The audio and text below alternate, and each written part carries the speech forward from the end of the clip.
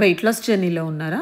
కానీ మీకేమన్నా స్పైసీగా, టేస్టీగా బిర్యానీ లాంటివి తినాలనిపిస్తుందా? అయితే ఈ రెసిపీ మీకోసమేనండోయ్.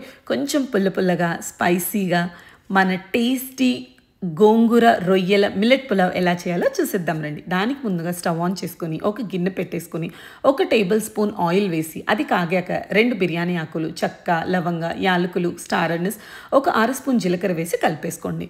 ఒక పెద్ద సైజు ఉల్లిపాయ చిన్న చిన్న ముక్కలుగా కట్ చేసుకోండి. 2 పచ్చిమిర్చి చీరికలుగా కట్ చేసుకొని నెయ్యిలో వేసి బాగా కలిపేసేయాలి. తరువాత 2 స్పూన్ అల్లం వెల్లుల్లి పేస్ట్ ఉల్లిపాయలు మగ్గాక అందులో వేసి కలిపేసుకోండి. ఇప్పుడు కడిగి పెట్టుకున్న గోంగూర కూడా ఇందులో వేసి ఒక 5 నిమిషాల పాటు ఉడకనిద్దాం. తర్వాత కడిగి పెట్టుకున్న రొయ్యలు కూడా వేసేసి బాగా కలిపేద్దాము. తర్వాత ఉప్పు, కారం, పసుపు, ధనియాల పొడి మీ టేస్ట్కి తగ్గట్టు వేసుకొని బాగా కలిపేసి ఒక 5 నిమిషాల పాటు మూత పెట్టి దీన్ని ఉడకనిద్దాము. ఇప్పుడు మీరు మూత తీసి చూస్తే రొయ్యల నుంచి వాటర్ అంతా బయటకు వచ్చేసి ఉంటుంది. ఈ స్టేజ్లో మనం నైటే నానబెట్టుకున్న కొర్రల్ని వేసి కలిపేసేద్దాం. నేను ఇక్కడ 1 గ్లాస్ కొర్రలు తీసుకున్నానండి. దానికి 2 గ్లాసులు వాటర్ పోస్తున్నాను.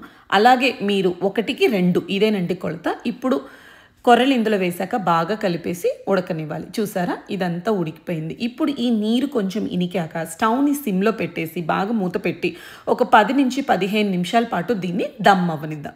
చూసారా, మన వేడి వేడి గోంగూర రొయ్యల పులావ్ రెడీ. మీకు గనక నచ్చితే లైక్ చేయండి.